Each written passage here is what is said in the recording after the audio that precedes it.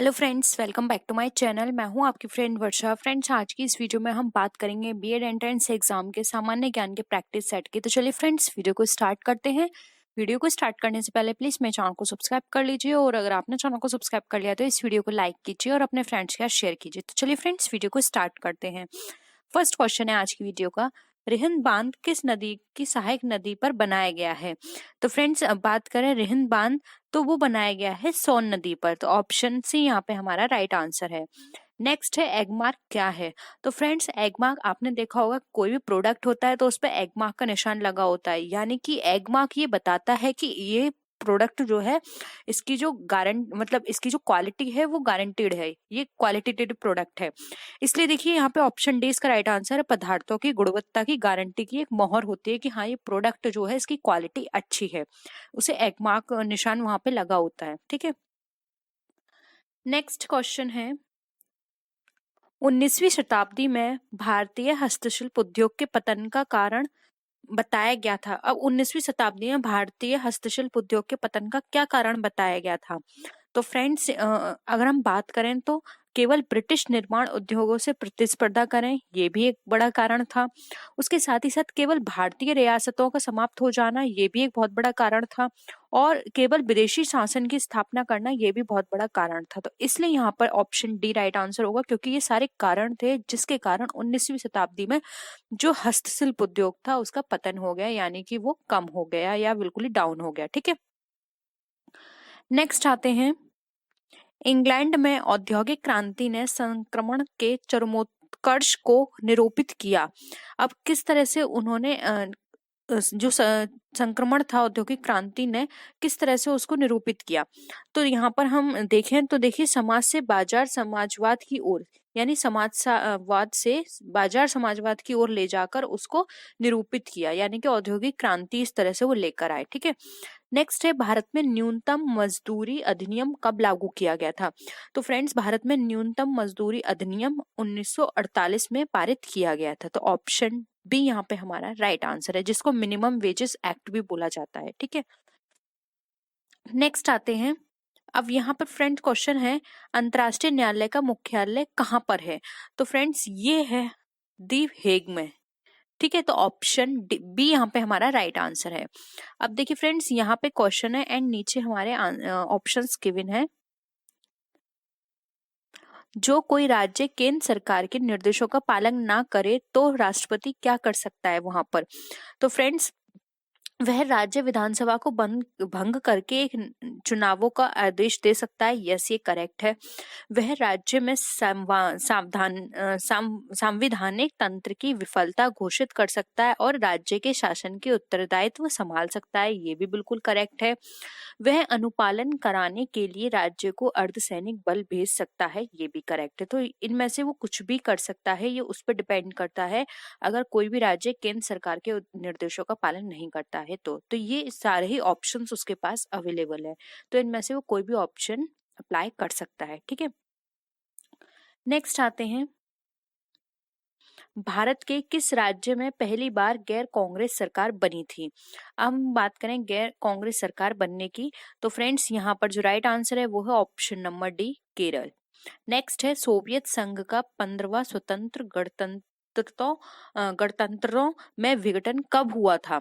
तो फ्रेंड्स, यहाँ पर बात करें तो इसका जो राइट आंसर है वो है ऑप्शन बी, 1991 में जो 15 स्वतंत्र गणतंत्रों थे उनका विघटन कर दिया गया था। नेक्स्ट है, भारतीयों ने साइमन कमीशन का बहिष्कार क्यों किया था? ठीक है, तो इसकी बात करें कि साइमन कमीशन का बहिष्कार क्यों किया था, तो फ्रेंड्स, अगर हम यहाँ पर बेस्ट आंसर देखें तो वो ऑप्शन ए है, उनमें सदस्यों के रूप से किसी भारतीय को शामिल नहीं किया गया था, इस वजह से उसका बहिष्कार कर दिया गया था। ठीक है, तो ऑप्शन ए यहाँ पे हमारा राइट आंसर है। नेक्स्ट है, किसी भारतीय राज्य में संवैधानिक आपात स्थिति की घोषणा का संसद द्वारा अनुमोदन किया जाना होता है, वो किसके द्वारा किया जाना होता है? तो ये होता है हमारे 2 महीने के भीतर। तो ऑप्शन ए यहाँ पे हमारा राइट आंसर है। नेक्स्ट आते हैं, भारतीय संविधान की संघ सूची में विषयों की संख्या कितनी होनी चाहिए? तो फ्रेंड्स यहाँ पर इसका राइट आंसर है ऑप्शन सी 97। ठीक है। नेक्स्ट है, भारत में पहला समाचार पत्र निम्नलिखित में से किसने शुरू किया था?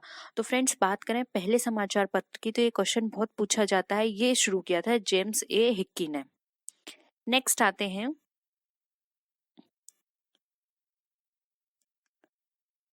सर्वेंट्स ऑफ इंडिया सोसाइटी किसने बनाई थी?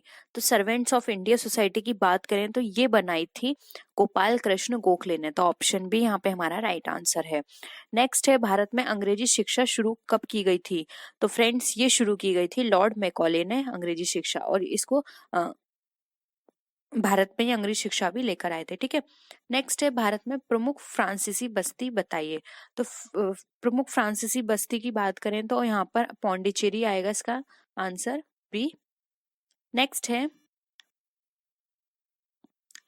1833 के चार्टर एक्ट के प्रावधानों के अनुसार भारतीय कानूनों का संकलन करने, संहिताबद्ध करने और सुधारने के लिए एक विधि आयोग का गठन किसकी अध्यक्षता में किया गया था? तो फ्रेंड्स 1833 के चार्टर एक्ट के प्रावधानों के अकॉर्डिंग बात करें तो यहाँ पर लॉर्ड मैकाले की अध्यक्षता में ये संकलन या आयोग का गठन किया गया था। ठीक है। नेक्स्ट आते हैं, ब्रिटिश संसद का सदस्य बनने के लिए वाला पहला भारतीय कौन था? तो यहाँ पर बात करें तो फ्रेंड्स का राइट आंसर होगा डी, वो थे दादा भाई नौरोजी। नेक्स्ट है, भारतीय तटरेखा की लंबाई कितनी होनी चाहिए? तो फ्रेंड्स यहाँ पर 7,500 किलोमीटर भारतीय तटरेखा की लंबाई लगभग इतनी होनी चाहिए। नेक्स्ट है, संसार में दूसरा सबसे ऊंचा पर्वत शिखर निम्नलिखित में से कौन सा है? तो फ्रेंड्स राइट आंसर है K2। नेक्स्ट है, कोंकण रेलवे की लंबाई लगभग कितनी है? तो फ्रेंड्स यहाँ पे इसका राइट आंसर है बी, 760 किलोमीटर कोंकण रेलवे की लंबाई है। नेक्स्ट है, भारत का निम्नलिखित में से कौन सा तट प्रचंड उष्ण कटिबंधीय चक्रवातों से सर्वाधिक दुष्प्रभावित है? तो फ्रेंड्स यहाँ पर बात करें मालाबार, आंध्र, कोंकण और गुजरात में, तो इसका राइट आंसर है ऑप्शन नंबर बी, जो कि है आंध्र। ये सबसे ज्यादा वहां पे उष्ण कटिबंधीय चक्रवात आते हैं जिसके कारण वह प्रभावित रहता है। ठीक है। नेक्स्ट है, संसार में स्वच्छ जल की सबसे बड़ी झील कहाँ पर है? अगेन वेरी इंपॉर्टेंट क्वेश्चन है और ये एग्जाम में आपके बहुत पूछा जाता है। तो लेक सुपिरियर फ्रेश वाटर के लिए जानी जाती है, सबसे ज्यादा फ्रेश वाटर या हम बोले स्वच्छ वाटर यहाँ पर मिलता है, तो ऑप्शन डी यहाँ पे हमारा राइट आंसर है। आपको ये भी पता होना चाहिए कि लेक सुपीरियर जो है वो कहाँ पर है, तो कमेंट सेक्शन में बताइएगा अगर आपको पता है कि लेक सुपीरियर कहाँ पे स्थित है। ठीक है। नेक्स्ट है, संसार में भारत पहले स्थान पर किस में है? निकल के उत्पादन में, यूरेनियम के उत्पादन में, माइका के उत्पादन में या फिर मैग्नीज के उत्पादन में? तो फ्रेंड्स यहाँ पे इसका राइट आंसर है ऑप्शन नंबर यहाँ पे सी, जो कि है माइका के उत्पादन में भारत प्रथम स्थान पर है अगर हम पूरे संसार में बात करें तो। नेक्स्ट आते हैं, आज की वीडियो का ये हम लास्ट क्वेश्चन रखेंगे, भैंसों की निम्नलिखित नस्लों में से कौन सी नस्ल गुजरात के दक्षिणी पश्चिमी भाग में पाई जाती है? तो फ्रेंड्स यहाँ पर बात करें तो ऑप्शन सी राइट आंसर है, जो कि है सुरती। नेक्स्ट है, भारत का पहला नेशनल पार्क निम्नलिखित में से कौन सा है? तो फ्रेंड नेशनल पार्क बात करें जो कि पहला है भारत में, तो वो है यहाँ पे right answer option number A, Corbett National Park. तो आंख का रंग किसमें मौजूद वर्णक पर निर्भर करता है? कॉर्निया, आइरिस, सलाकाओं या फिर शंकुओं? तो फ्रेंड्स यहाँ पर बात करें तो इसका राइट आंसर है यहाँ पे ऑप्शन नंबर बी, ये हमारी आइरिस पर डिपेंड करता है। इसलिए आपने देखा होगा कि किसी की आंखों का रंग भूरा, काला और नीला होता है, तो ये आइरिस पर डिपेंड करता है कि किसकी आंखों का रंग कैसा होगा, और ये भी कहा जाता है कि ये जेनेटिक भी होता है। ठीक है। नेक्स्ट है, अंधेरे में देखने की आंख की क्षमता एक वैगनी वर्णक के उत्पादन के कारण होती है जिसका नाम है, तो फ्रेंड्स इसका नाम की बात करें तो ये कहलाता है रेटिनिन। ठीक है। जिसके कारण हमारे अंधेरे में देखने की आंख की क्षमता जो होती है एक वैगनी वर्णक के उत्पादन के कारण होती है, इसको रेटिनिन बोला जाता है। नेक्स्ट आते हैं, अब इसमें से हमें बताना है कि कौन सा कथन सही है। तो फ्रेंड्स भूसी रहित अनाज और दालें अधिक पोषक होती हैं, क्या ये सही है? नहीं, ये सही नहीं है। नेक्स्ट है, साबुत अनाज और दालें अधिक पोषक होती हैं। यस, ये करेक्ट है। फिर भी एक बार निचोड़ चेक कर लेते हैं। संसाधित अन्न उत्पादों में पोषक तत्व अधिक होते हैं, ऐसा तो नहीं है, ये तो गलत है। नाश्ते के अन्न में पोषक तत्व अधिक होते हैं, ये किसने कह दिया कि नाश्ते के अन्न में अधिक होते हैं, ये भी गलत है। तो ऑप्शन बी हमारा यहाँ पे राइट आंसर है। नेक्स्ट है, निम्नलिखित में से कौन सा प्राणी भूख है? तो फ्रेंड्स यहाँ पे राइट आंसर की बात करें तो बी हमारा भूख प्राणी कहलाता है, इसलिए ऑप्शन बी राइट आंसर है। नेक्स्ट आते हैं, आकाश नीला दिखाई देता है क्योंकि सभी रंग मिलकर नीला रंग बनाते हैं, क्या ये कारण है? नहीं, ये कारण नहीं है। श्वेत रंग में नीला घटक प्रबल होता है, क्या यह कारण है? ऐसा भी नहीं है।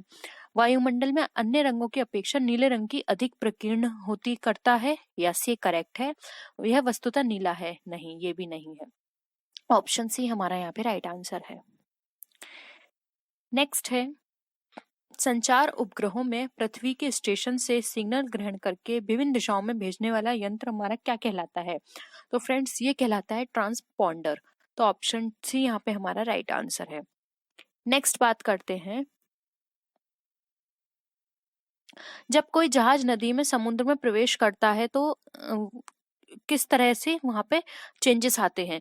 तो फ्रेंड्स यहाँ पर अगर हम बात करें, जब कोई जहाज समुद्र में प्रवेश करता है वह थोड़ा सा ऊपर उठ जाता है, वह थोड़ा सा चला जाता है, उसी स्तर पर रहता है, वह जिस द्रव्य में बना हो उसी आधार पर ऊपर उठता है या नीचे होता है। नहीं, ऐसा नहीं है। जब कोई भी जहाज समुद्र के अंदर प्रवेश करता है तो वो ऊपर उठ जाता है थोड़ा सा। तो ऑप्शन ए यहाँ पे हमारा राइट आंसर हो जाएगा। नेक्स्ट आते हैं, असमान द्रव्यमान वाले दो पत्थर समान वेग से ऊर्ध्वाधर ऊपर फेंके गए हैं, निम्नलिखित में से क्या घटित किया गया है? तो फ्रेंड्स यहाँ पर बात करें तो भारी द्रव्यमान अधिक ऊंचाई तक जाएगा, ऐसा नहीं है। हल्का द्रव्यमान अधिक ऊंचाई तक जाएगा, ऐसा भी नहीं है। उसमें जो दोनों की ऊंचाई होगी वो बराबर तक जाएंगे, ये बिल्कुल करेक्ट है। उनमें से कोई भी अधिक ऊंचा तक जा सकता है, नहीं ऐसा नहीं है, वो दोनों बराबर ऊंचाई तक जाएंगे, ये करेक्ट आंसर है। इसलिए ऑप्शन सी यहाँ पे हमारा राइट आंसर होगा। नेक्स्ट आते हैं, प्राकृतिक रबड़ को मजबूत और अधिक उछाल वाला बनाने के लिए उसमें क्या मिलाया जाता है? तो हमें पदार्थ बताना है उसके अंदर क्या मिलाते हैं। तो फ्रेंड्स यहाँ पर इसका राइट आंसर है ऑप्शन नंबर सी। जब प्राकृतिक रबड़ के अंदर सल्फर मिला दिया जाता है तो वो और अधिक उछाल मारता है, ठीक है।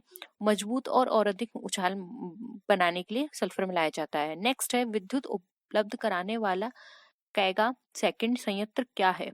तो ये है फ्रेंड्स, अगर इसकी बात करें तो ये परमाणु शक्ति रिएक्टर है। तो ऑप्शन सी यहाँ पे हमारा राइट आंसर है।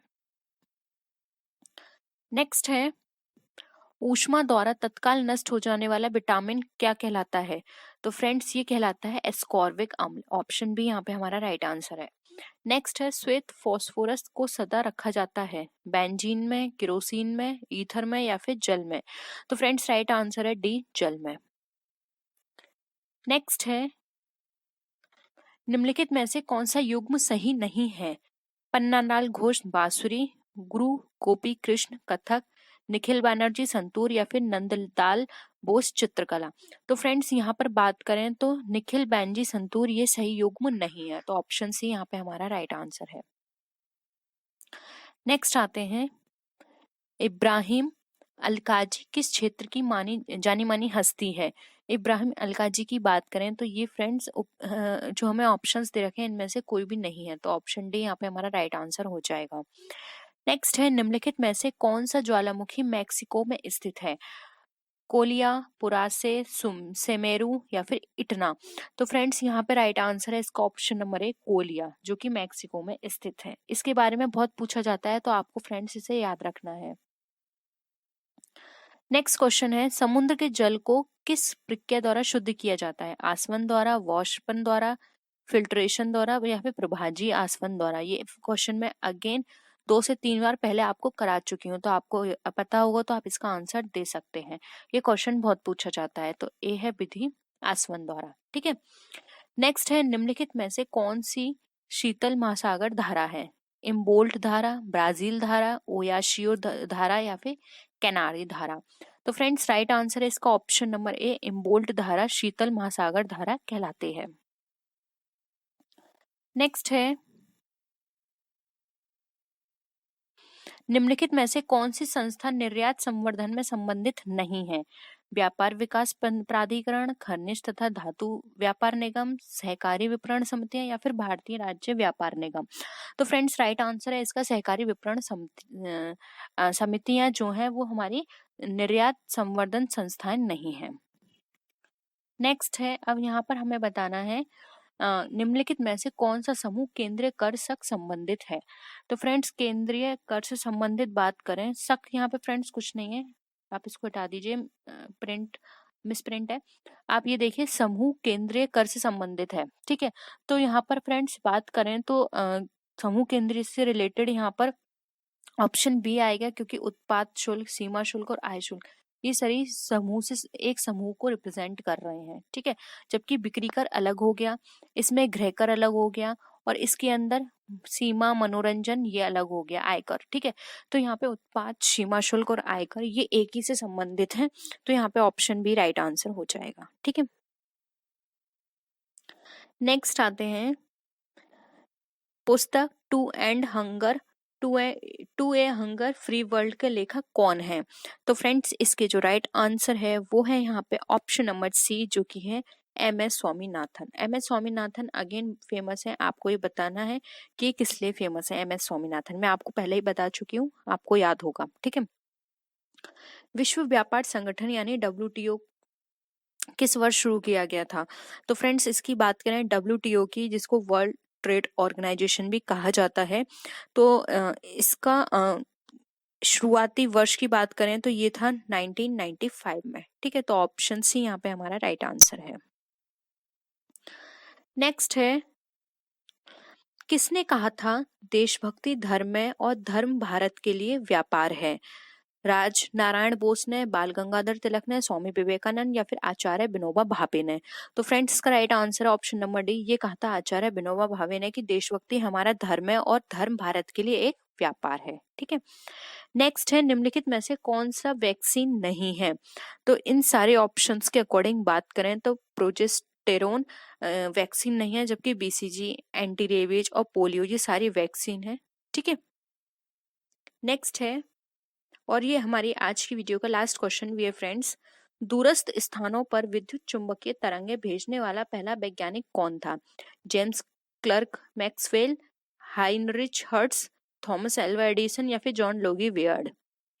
तो फ्रेंड्स की राइट आंसर की बात करें तो ए राइट आंसर है जेम्स क्लर्क मैक्सवेल। फ्रेंड्स आपको ये भी बताना है कमेंट सेक्शन में कि Heinrich Hertz, Thomas Alva Edison और जॉन लोगी बियर्ड ये किससे संबंधित है, ठीक है। क्योंकि आपको ये सब चीजें पता होनी चाहिए, इन्वेंशन से रिलेटेड भी बहुत क्वेश्चंस पूछ ले जाते हैं, और सबसे ज्यादा जो इन्वेंशन पूछा जाता है वो ये पूछा जाता है कि रिवॉल्वर का आविष्कार किसने किया था, ये क्वेश्चन बहुत आता है। इसके साथ ही साथ वैक्सीन्स के नाम पूछ ले जाते हैं, इनकी फुल फॉर्म भी पूछ ली जाती है, जो भी मैंने आपको ऊपर वैक्सीन बताई है। और इसके साथ साथ कुछ क्वेश्चंस और कॉमन है, और पॉलिटी से रिलेटेड सामान्य ज्ञान में क्वेश्चंस बहुत पूछे जाते हैं, तो आप उनको भी रिवीजन करिएगा। आज के लिए इतना ही। आई होप आपको वीडियो पसंद आया होगा। वीडियो पसंद आया तो वीडियो को लाइक कीजिए, अपने फ्रेंड्स के साथ शेयर कीजिए। कोई भी क्वेरी हो आप मुझे मेरी सोशल मीडिया पे फॉलो करके वहां भी पूछ सकते हैं अपने क्वेरी को। तो फ्रेंड्स नेक्स्ट वीडियो में हम फिर मिलते हैं आपसे और भी अच्छी वीडियोस के साथ। Take care, bye bye.